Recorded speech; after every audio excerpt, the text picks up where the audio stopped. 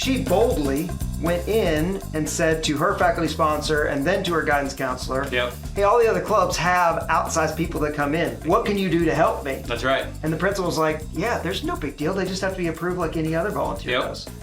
So don't let last year's stuff, don't let the history get in the way of the kids' faith. That's right. Right? If their faith is high, let them exercise it, and then you can always say, yeah, it's been that way for a long time. I'll coach you well and we'll be okay, which is what I was expecting to say. Working with the local church to take the hope of Christ to every student in the United States. This is First Priority. Now here are your hosts, Steve Chirico and Brad Skelling. Hello, everyone. Welcome to the First Priority Podcast. I'm glad that you're here today, along with Steve Chirico. What's up, everybody? If you're watching us online, Brad's beard is in full effect for the time of year it is. It's looking good, right? Brad Skelling. It's all cleaned up. Thank you. I knew I was going to see you today.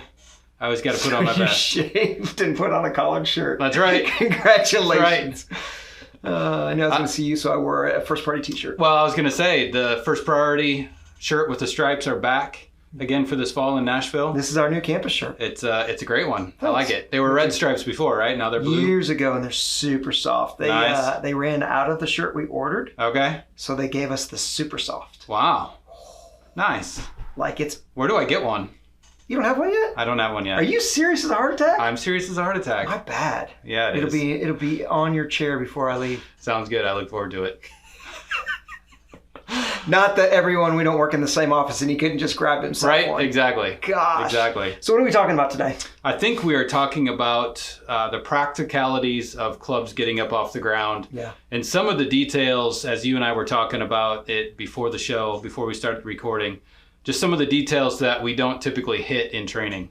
Yep. Is that a good way to say it? That's a great way to say it. So you want to kick us off and just start talking about that? Because you're practically doing that right now. Yeah, it's just 101 really. And so for some of this, some of our vets are going to listen. They're going to be screaming stuff at the radio because we've forgotten it. But things that come to mind for me right away is, has every campus coach actually connected with the group of kids they're going to be serving? Yeah. Right? Do you know who's going to be on campus with who? And again, for those of us as directors or coordinators, there's some gaps there, right? Yep. And so are you making plans for those gaps? And to me, there's two plans for us locally. We're either making a plan for somebody to double up, or we're making a plan to extend it out a little bit, and we're going to start a little bit later. Okay. Right? We're just going to give it a little more time so that we can use the network to find campus coaches. Sure. So that's numero uno. And then once we get campus coaches feeling like they're in place, they're trained, they're ready to roll, the next question becomes about the students. Have the students filled out the appropriate paperwork for the school? Yep. Every school has a little bit different. I shouldn't say every, but a lot of school districts have a little bit different, right? And so figuring that out and finding out who you need to get it to. And there's a few of us that can just go straight to the school. Most of the schools, I can do that as the ED, right? But the reality is that we really want the students to do that. It just creates ownership. Correct. Right? Go see your guidance counselor. Go see the vice principal. Go see the lady at the front desk. Hey, how do I do this? Yep. And the reason for that is because we need a location. Yeah. Which leads me to the next thing, right? We've got a time. We've got a day we typically meet. Yep. But if the faculty sponsor is as busy as most teachers are, is there an actual location? And is it in the faculty sponsor's room? Yep. Right, it's just detail management. But these are things that are going to need to happen before we tell kids to assemble. Yep, that's right. So from the students, right, we've talked about the campus coaches or the youth pastors. We've talked about the students. Yep. Now the question is, have we gotten everything in place on a serve them level? And here's what I mean by that. At some point, there's going to be an I week coming. Yep. And internally inside either my office or what I do at a local church, am I thinking that far out that I know that I'm going to have pizzas or that I'm going to have donuts or, whatever I'm doing for I week, right? And are those details far enough out that when I get to the point that the students are activated, they're good to go? Yep. Right? So that's the next one for us is, am I calling partners? Am I reaching out to partners and saying, hey, just a reminder, the school year's here, right? We need your help. Yep. I had a great conversation yesterday with Season, which some of our folks know. Yep. She's the new director of Kansas City, and we were talking through, best case. Yeah. One of the best cases for us in detail management, as we are getting ready for clubs, is that a partner steps up at a school and says, I'll take care of the food. Or I'll take care of, paying for the campus on a monthly basis, right? Yep. But it's not that it happens everywhere. In fact, it only happens in some places. And so also for us, making sure that I've got budget in place so that I can take care of that. Yeah. Again, if I'm a campus coach inside a church, that's is my budget prepared for 8 ministry cycles this year, or 4 for the remainder of the year? Yep. Calendar year. Right. Yep. Is my budget prepared for that? Yep. Or have I found a partner that's going to do it? I would just simply say, and I've talked a lot, so I'm going to let you jump in, but I would just simply say, when it comes to partners, you and I have learned, and we've coined this, I don't ever say no for anyone. Yeah. Right? I don't ever go into Little Caesars or Papa John's or Krispy Kreme. Am I allowed to say their names online? I don't know if I am or not, but I did. We get royalties for advertising. So I don't ever say no for them. Yeah. I go in, I tell them about our burden, I tell them about the students, Yep. and I give them a right to buy in. And it's not that they go, oh, you're amazing, let's go ahead and give you free pizzas. But they might say, hey, you're helping students? I am. The best I can do is $7 a pizza. Does that help? Oh, gosh, it helps. Yep. That's better than $11 a pizza. Mm-hmm. So I don't say no for anybody. Sure. That's good. What else? I like it. What else do you think of? Well, if I can summarize, can I summarize instead of think of more? Yeah. What I'm hearing you say, and again, I'm going through and filtering through conversations you and I have had.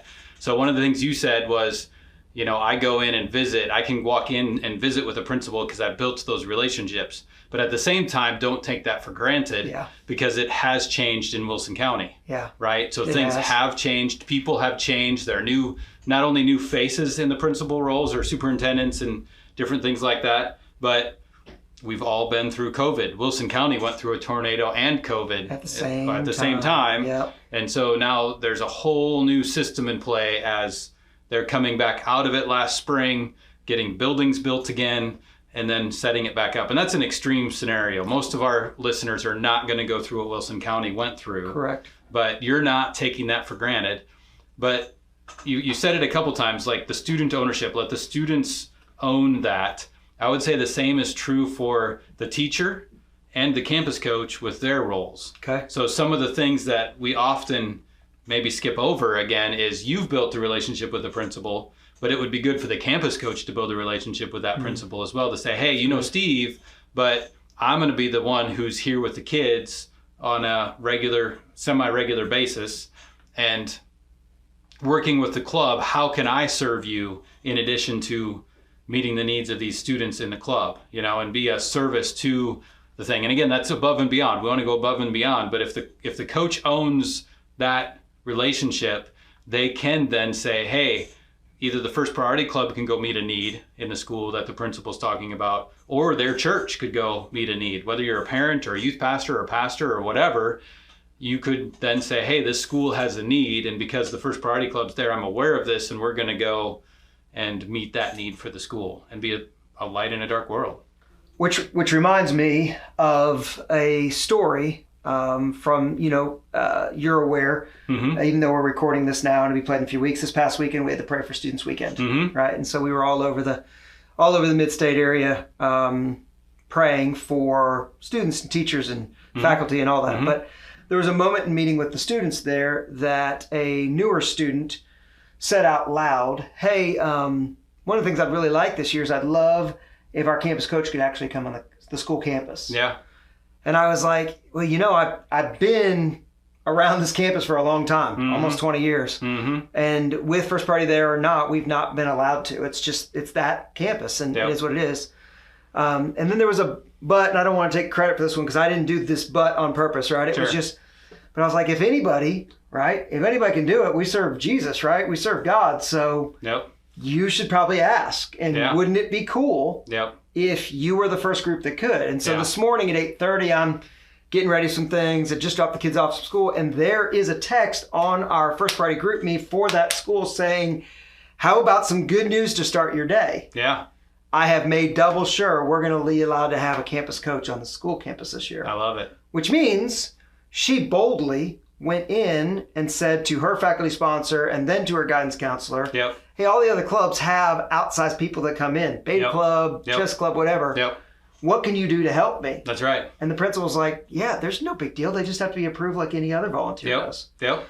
So the point of that story is you talked a little bit about Wilson County, and I would just simply say, don't let last year's stuff, don't let the history get in the way of the kid's faith. Yep, that's right. Right? If their faith is high, let them exercise it. And then you can always say, yeah, it's been that way for a long time. I'll coach you well and we'll be okay, which is what I was expecting to say. Yep. And so, that was another one of those detail managements that had to do with prayer. That was pretty cool. Mm-hmm. I like it. And never take it for granted, right? Never just assume that it's been this way. It's always got to be this way. Let's put all the components in place. Let's give everybody ownership of their role, what they need to do, and let's see what they can do, because they're probably going to do a lot. Yeah, and you bring up such good thoughts. The faculty have so much going on. Right? The principals have so much going on. There's so much going on in their world. Training them appropriately and just double checking to make sure that even though they've been your faculty sponsor before, they understand what you need from them. Might be of just great service to them. And that a lot of them are probably just going to say, yep, I'm used to it, right? I got it. Correct. It's just another class they're buzzing through. But for this school, that's going to be huge to have a campus coach, because you're having somebody walk into the school who has focus on the club. Like they're driving there, they're thinking about it at least. There's nothing else on their mind. Maybe they went and picked up some pizzas or some donuts or something like that.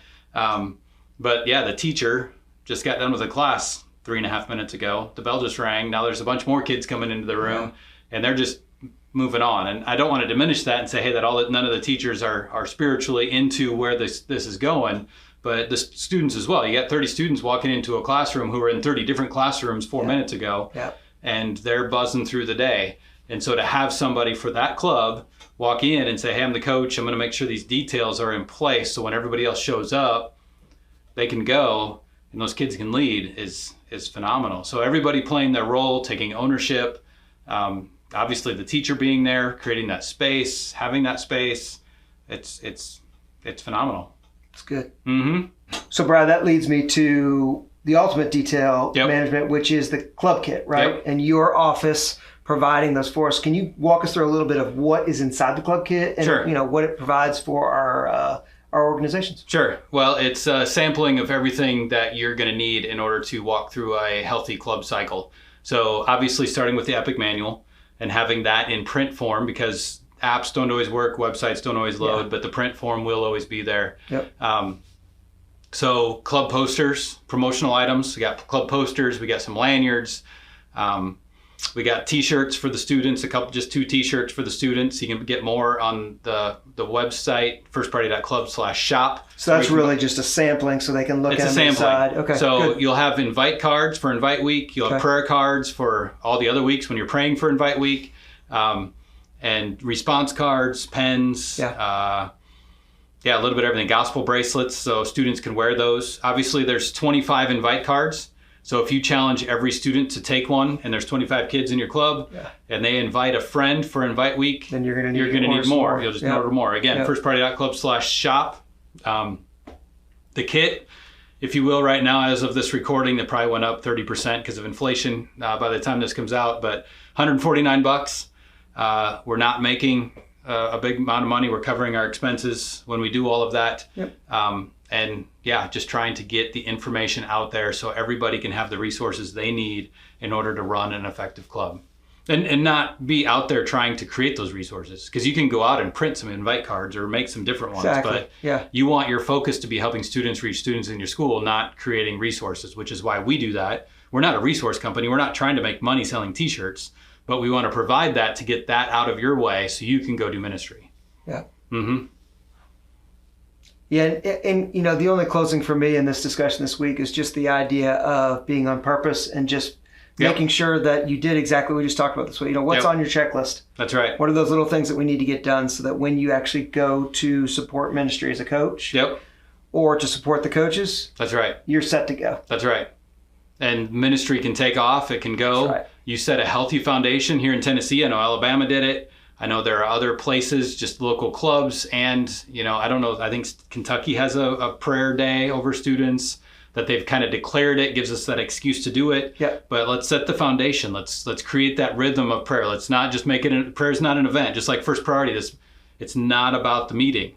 It's about taking the hope of Christ to every student. We use the meeting as the excuse to go do that. Good. Well, there's an excuse to go pray at the beginning of the year for a lot of us. See what the poll is coming. Those dates are on the calendar. but create that rhythm, because we can take the hope of Christ to every student, but it's God who changes lives. So let's proclaim the gospel. Let's invite people. Let's share with them the hope of that the Creator loves them and has a plan and a purpose for their life. But let's also seek Him and see where He's guiding us in the ways that we should go. Because I've seen it myself, historically been a part of this for 21 years now with First Priority. And yes, I am that old. That's secondary to what I'm about to say, but I've been around here a long time to say the moment where you do stop and pray, and again, I go back to Canton, South Dakota. It's the one where we pause and say, hey, let's do this. Let's do it right. Who is God calling us to reach? And when we started asking that question and we started seeking Him is when we started seeing lives change. We started seeing groups come in and hearing the gospel.